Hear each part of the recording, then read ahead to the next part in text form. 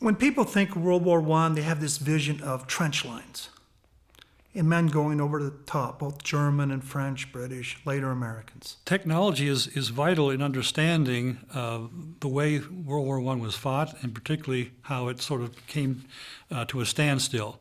And that is, in World War I, temporarily, the weapons of defense overshadowed the weapons of offense.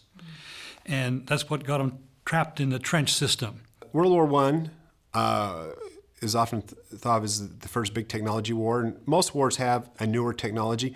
World War I was really dramatic in that sense, and the number one technology that was really dramatic is cheap, effective machine guns. The machine gun had changed war completely, yet the militaries of Europe had not realized how dramatically it had changed it. A good example is there were units in some armies that only had 2 machine guns to every regiment. By the end of the war, they realized you wanted every platoon to have 2 machine guns, not every regiment. And what the machine gun did is it made defensive warfare extraordinarily effective. And it wasn't until towards the end of the war that they learned to use machine guns in an offensive manner that you started to see the trench warfare disintegrate and you started to see some mobility return to the battlefield. Another innovation is submarines. Now, submarines have been around for a while too, or the concept of having some type of vessel that would go underwater and attack other vessels. It was tried during the American Revolution with the turtle.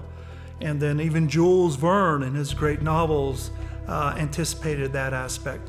But there were several countries that were pioneering that, but you have to look at the Germans, who really understood the aspect of the submarine. And it was just a terrible way to fight a war. You've got these ocean-going vessels, whether they're warships or commercial vessels. Then all of a sudden, with no alarm, no warning, they're attacked.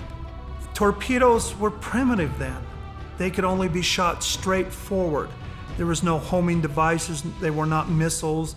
They couldn't, if they changed direction, it's not what you wanted. It was like shooting a rifle. So you had to line up your vessel, your U-boat, straight on with the intended target, and through again math and the primitive sights and telescopes and things that they had at that time, and the propellants they had and how long they could travel underwater, a minute or 2. They had to close in close enough to engage a target. There was a lot of risk involved for the crews too.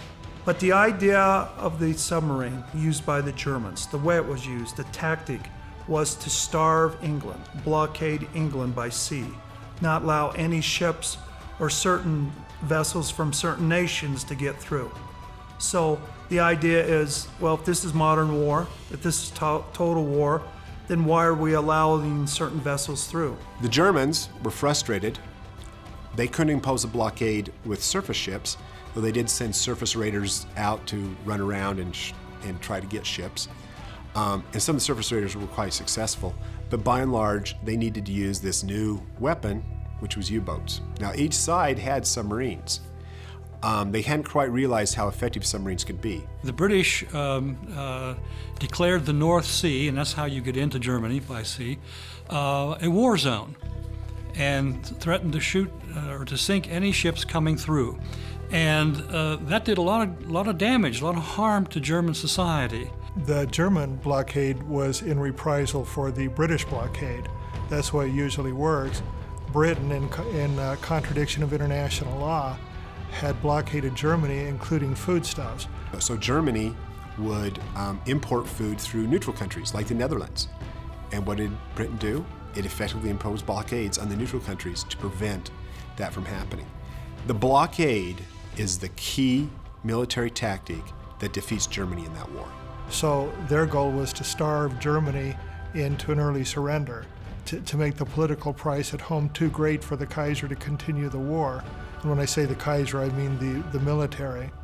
So Britain had the ability to impose a very effective naval blockade, whereas the Germans had a much bigger coast. I mean, you have all the western coast of England, Ireland, And so they didn't have nearly as many surface ships.